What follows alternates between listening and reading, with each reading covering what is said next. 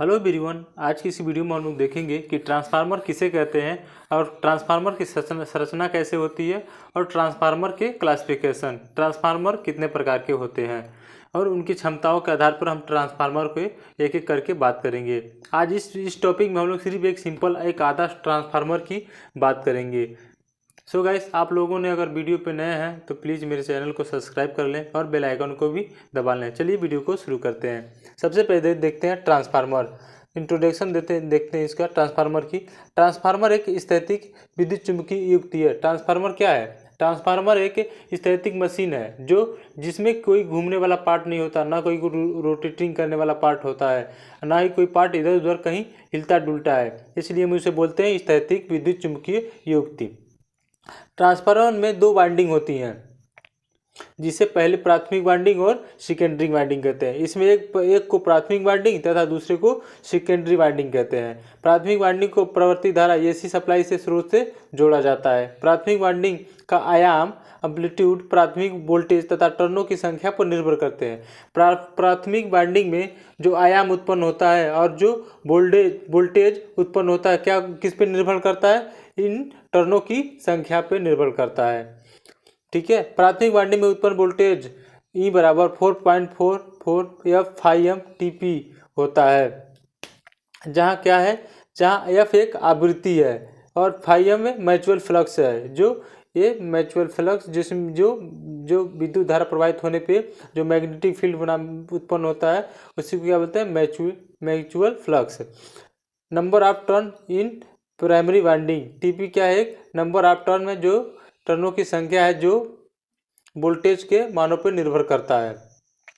द्वितीय वाइंडिंग के लिए ES बराबर 4.44 F/m TS, अतः वोल्टेज तथा का अनुपात होता है ES/EP TS/TP। Transformer AC voltage पर काम करता है। ट्रांसफार्मर पर पावर का कोई प्रभाव नहीं होता है। ट्रांसफार्मर में किसी भी पावर का कोई भी प्रभाव नहीं पड़ता। अगर इसमें पावर 10% है तो सेकेंडरी वाइंडिंग में भी पावर 10% होगी। इसमें पावर जो उत्पन्न होगी वही पावर सेकेंडरी वाइंडिंग में भी होगी। इसमें क्या होती है? प्राथमिक वाइंडिंग में जो फ्रीक्वेंसी होती है, सेकेंडरी वाइंडिंग में फ्रीक्वेंसी होती है। इनमें क्या होते हैं? ये सेम होते हैं। इन दोनों वाइंडिंग की आवृत्ति क्या होती है? सेम होती है। ट्रांसफार्मर AC वोल्टेज को उच्च वोल्टेज को निम्न वोल्टेज में तथा निम्न वोल्टेज को उच्च वोल्टेज में परिवर्तित करता है। ट्रांसफार्मर का क्या काम होता है? ट्रांसफार्मर हमेशा कम वोल्टेज को उच्च वोल्टेज में परिवर्तित अधिक वोल्टेज देता है का लिए उपयोग भी किया जाता है। ट्रांसफार्मर का उपयोग कम वोल्टेज को बढ़ाने के लिए भी उपयोग किया जाता है और घटाने के लिए भी ट्रांसफार्मर का उपयोग किया जाता है। जो transformer step up down transformer सब स्टेशनों पर उपभोक्ताओं के लिए वोल्टेज को घटाने के लिए उपयोग किया जाता है। उपभोक्ताओं के लिए जो ट्रांसफार्मर उपयोग किया जाता है वो कौन सा ट्रांसफार्मर होता है? स्टेप डाउन ट्रांसफार्मर होता है। ट्रांसफार्मर के लिए जनरेटिंग स्टेशनों पर वोल्टेज स्टेप अप ट्रांसफार्मरों का प्रयोग किया जाता है। ट्रांसमिशन के लिए जनरेटिंग स्टेशनों पर कौन सा ट्रांसफार्मर उपयोग किया जाता है? स्टेप अप ट्रांसफार्मर का उपयोग किया जाता है। शहरी इलाकों के लिए समान डिस्ट्रीब्यूशन वोल्टेज 1.1, 2.2, 3.3, 6.6 और 11 kVA का होता है। शहरी इलाकों के लिए जो वोल्टेज डिस्ट्रीब्यूशन वोल्टेज होता है वो 1.1, 2.2, 3.2, 6.2 और 11 किलो वोल्ट का वोल्टेज होता है। कम ट्रांसमिशन दूरी के लिए 22 या 33 kV ट्रांसफार्मर का उपयोग किया जाता है। कम दूरी के ट्रांसमिशन लाइन के लिए कौन सा ट्रांसफर कितने kV का ट्रांसफर उपयोग किया जाता है? 33 kV का या 22 kV का ट्रांसफर उपयोग किया जाता है। लंबी दूरी या लंबी डिस्ट्रीब्यूशन दूरी के लिए 66 या 110, 132, 220 और 440 किलो वोल्ट का ट्रांसफार्मर उपयोग किया जाता है। जब भी लंबी दूरी की डिस्ट्रीब्यूशन लाइन में वोल्टेज के लिए उपयोग किया जाएगा ट्रांसफार्मर, वो 66 kV का होगा या फिर 110 kV का, 132 या 220 या 440 kV वोल्ट का ट्रांसफार्मर हो सकता है। ट्रांसफार्मर की दक्षता हमेशा 90 से 98% तक होती है। क्यों? क्योंकि इस ट्रांसफार्मर में कोई घूमने वाला पार्ट नहीं होता, कोई रोटेटिंग पार्ट नहीं होता, इसलिए इनकी दक्षता क्या होती है? अधिक होती है। कार्य के अनुसार ट्रांसफार्मर को पावर ट्रांसफार्मर या डिस्ट्रीब्यूशन ट्रांसफार्मर कहते हैं। ट्रांसफार्मर को हम कार्य के ही अनुसार पहचान पाते हैं, कौन सा ट्रांसफार्मर पावर ट्रांसफार्मर है और कौन सा ट्रांसफार्मर डिस्ट्रीब्यूशन ट्रांसफार्मर है। ट्रांसफार्मर के लिए ट्रांसमिशन के लिए हमेशा पावर ट्रांसफार्मर का उपयोग किया जाता है। ट्रांसमीटर लाइन के लिए हमेशा किस चीज़ का ट्रांसफार्मर का उपयोग किया जाता है? पावर ट्रांसफार्मर का उपयोग किया जाता है। डिस्ट्रीब्यूशन ट्रांसफार्मर का उपयोग लाइन को डिस्ट्रीब्यूट करने के लिए किया जाता है। जो डिस्ट्रीब्यूशन ट्रांसफार्मर होते हैं उनका उपयोग हमें क्या करने के लिए जाता है? लाइन को डिस्ट्रीब्यूट करने के लिए किया जाता है। डिस्ट्रीब्यूशन ट्रांसफार्मर की रेटिंग कितनी होती है? 500 kVA तक होती है। डिस्ट्रीब्यूशन ट्रांसफार्मर सामान्यतः 11 kV से लेकर 440 वोल्ट तक घटते हैं। अब बात करते हैं ट्रांसफार्मर की संरचना की। Construction of transformer. ट्रांसफार्मर की बनावट को निम्न मुख्य भाग होते हैं। पहला क्या है? प्राथमिक वाइंडिंग। दूसरा क्या है? द्वितीय वाइंडिंग। तीसरा क्या है? Laminated core. तीसरा क्या है? कंटेनर या टैंक।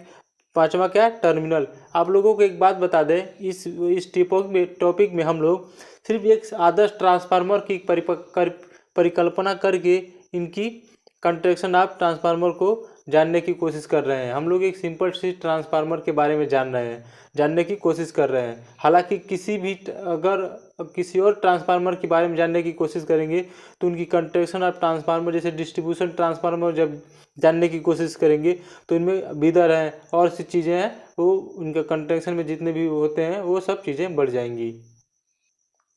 नेक्स्ट देखते हैं प्राथमिक वाइंडिंग, प्राइमरी वाइंडिंग। जिस वाइंडिंग में ऐसी सप्लाई दी जाती है उसे हम प्राथमिक वाइंडिंग कहते हैं। प्राथमिक वाइंडिंग में सीई तार द्वारा बनाई जाती है। प्राथमिक वाइंडिंग जो होती है उसकी कौन सी तार से बनाई जाती है? सीई तार द्वारा बनाई जाती है। प्राथमिक कुंडली बोबिन के ऊपर कुंडली कॉइल बनाकर टर्न देकर तैयार किया जाता है। बोबिन किसे कहते हैं? जो गुच्छा करके बनाया जाता है वाइंडिंग, उसी को हम लोग क्या बोलते हैं? बोबिन बोलते हैं। वाइंडिंग में टर्नों की संख्या फ्लक्स घनत्व के अनुसार दी जाती है या फ्लक्स घनत्व उत्पन्न करने की क्षमता के अनुसार दी जाती है। वाइंडिंग में टर्नों की संख्या हम किस पे निर्भर करते हैं? फ्लक्स घनत्व के अनुसार। जैसे फ्लक्स घनत्व होगा उसी के अनुसार ही उनकी टर्नों की संख्या दी जाती है। द्वितीय कुंडली, सेकेंडरी वाइंडिंग। जिस वाइंडिंग में भार के लिए शक्ति ली जाती है उसे हम द्वितीय वाइंडिंग कहते हैं। जहाँ से आउटपुट हमें लोड प्राप्त होता है उसको हम लोग क्या बोलते हैं? द्वितीय वाइंडिंग बोलते हैं। द्वितीय वाइंडिंग तार गेज से गुजरने वाली धारा पर निर्भर करता है। द्वितीय वाइंडिंग तार होगा वो गेज जो गुजरने वाली धारा, वो कितने एम्पीयर की धारा गुजरेगी वो तार के गेज पर निर्भर करता है। धारा व वोल्टेज के अनुसार इस वाइंडिंग में टर्नों की संख्या निर्धारित की जाती है। हमें step down transformer secondary winding में कितनी वोल्टेज लेनी है, कितनी धारा एम्पीयर की धारा लेनी है, यह किस चीज़ पर निर्भर करती है? वाइंडिंग की टर्नों की ही संख्या पर निर्भर करता है। तीसरा क्या है? Laminated core. Laminated core silicon steel की बनी होती है। प्रत्येक पटली को आपस में इंसुलेटेड रहते हैं। लिमिटेड कोर किस चीज़ की बनी होती है? सिलिकॉन स्टील की। यह किस चीज़ की बनती होती है? सिलिकॉन स्टील की बनी होती है। और इन सिलिकॉन स्टील के प्रत्येक पत्ती को इंसुलेटेड से लिमिटेड किया आपस में इंसुलेटेड रहती हैं, जो एक दूसरे से कोर चुंबकीय फ्लक्स को कम रिलेक्टेंस का रास्ता प्रदान करती है। लेमिनेटेड कोर के ऊपर ही प्राथमिक तथा द्वितीय वाइंडिंग की जाती है। ट्रांसफार्मर के कोर के ऊपर ही प्राथमिक और द्वितीय वाइंडिंग की जाती है। सिलिकॉन स्टील का प्रयोग उच्च परमीबिलिटी प्रदान करता है, वह हिस्टेरिस हानि को कम कर देता है। ट्रांसफार्मर में होने वाली हिस्टेरिस हानि का उपयोग कम करने के लिए ही हम सिलिकॉन स्टील का प्रयोग करते हैं। किस चीज़ का? सिलिकॉन स्टील का उपयोग हिस्टेरिस हानियों को कम करने के लिए ही किया जाता है। इस 25 हर्ट्ज आवृत्ति के लिए 0.5 mm मोटी लिमिटेड कोर का उपयोग किया जाता है और 50 हर्ट्ज की आवृत्ति के लिए 0.35 mm मोटी लिमिटेड कोर का उपयोग किया जाता है। चौथा देखते हैं कंटेनर या टैंक। टैंक ट्रांसफार्मर को ठंडा रखने में सहायता करता है। इसमें तेल भरा रहता है जो इंसुलेशन तथा ट्रांसफार्मर को ठंडा करने के लिए माध्यम का काम करता है। पांचवा क्या है? टर्मिनल। यह कुंडली के सिरों को सप्लाई देने और लेने का कार्य करते हैं। इनमें विद्युत दी जाती है वो ली जाती है। ट्रांसफार्मर की सिंगल फेज व 3 फेज की बनावट में थोड़ा अंतर होता है। 3 फेज ट्रांसफार्मर में बुकोस, रिले, प्रेशर, टेम्परेचर गेज आदि लगे होते हैं। आप यहाँ देख सकते हैं क्या कह रहा है ये, 3 फेज की ट्रांसफार्मर की सिंगल फेज और 3 फेज बनावट में थोड़ा अंतर होता है।